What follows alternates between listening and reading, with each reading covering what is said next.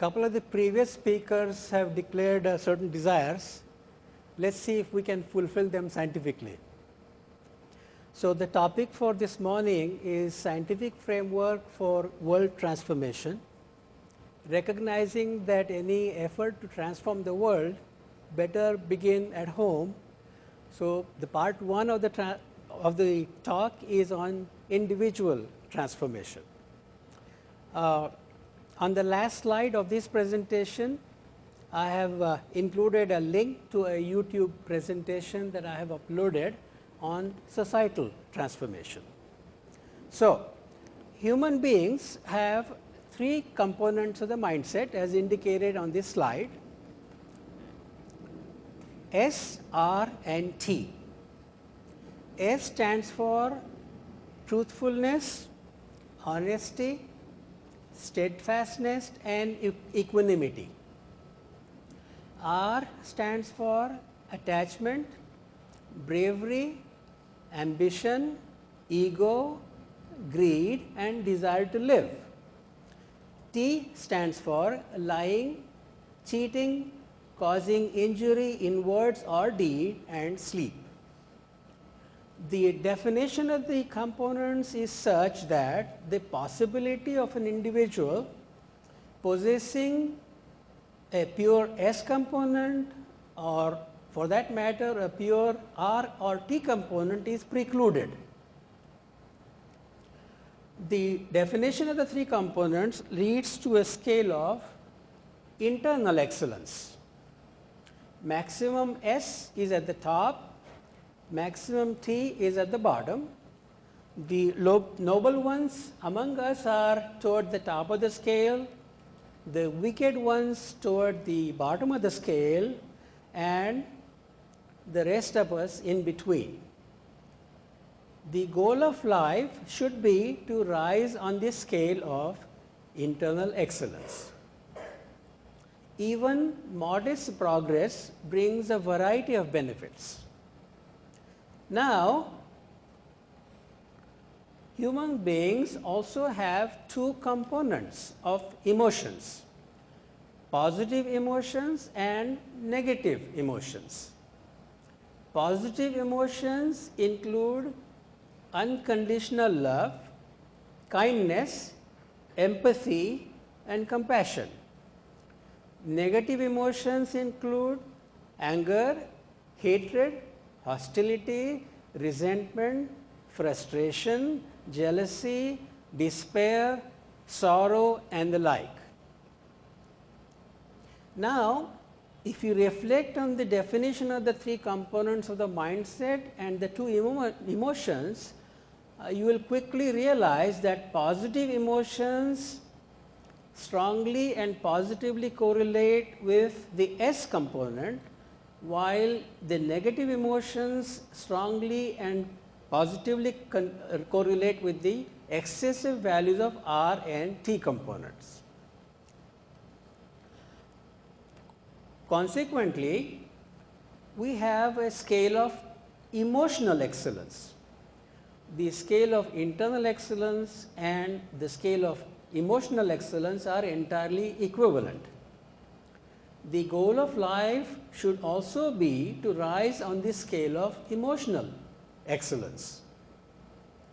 Now, any scientific project that aims at endowing ourselves with abundant emotional excellence must have 3 things.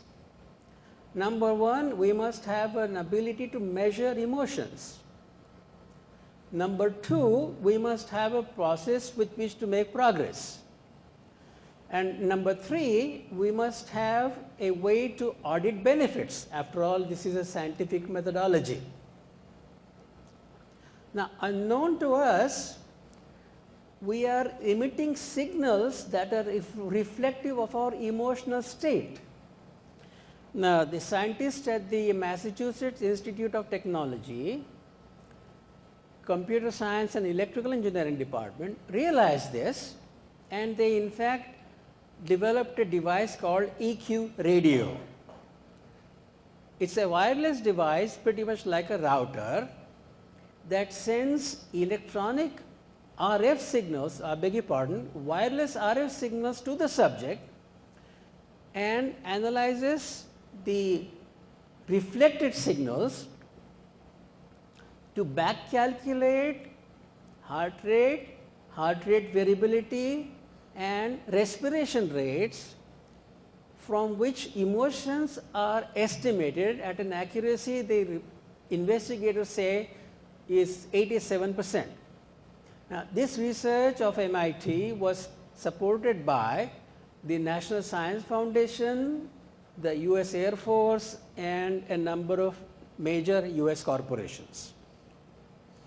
Now, the method of choice in our investigation, in our work, is the photonic signature of human beings, in the belief that photonic signature is the primary attribute of humans, of which heart rate variability and respiration rates are subsets.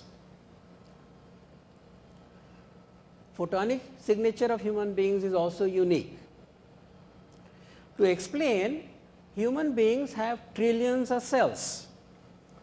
Each cell has a nucleus in which there are 46 chromosomes, a cytoplasm and a cell wall. If you break down the cell further into smaller parts, you will discover that they are made up of atoms. Atoms are not solid objects. They have protons and electrons in the nucleus and electrons orbiting them. So, a question arises, what characteristic of the atoms gives specific character to matter? For example, why is gold gold? Why is copper copper, and so on? The answer is atomic configuration, vibrational characteristics. When I say atomic configuration, I am talking about the number of neutrons and protons in the nucleus and the number of electrons orbiting them. Similarly, cellular configuration determines cellular structure. In other words, vibrational characteristics of the cells determines whether the cell is normal or not. Now, when we speak of vibrational characteristics, we are speaking of light, not visible light as in this room, but rather light along the entire electromagnetic spectrum from infrared to ultraviolet. A scientist in Russia, St. Petersburg, realized this and developed a methodology to estimate the light energy of human beings, something that I call photonic signature, on the basis of what is called the gas discharge visualization principle. So, what happens here is that the subject places his finger on the device, which is on the right here, the white box, one finger at a time on a glass plate. The computer gives a signal of 11 kV for milliseconds.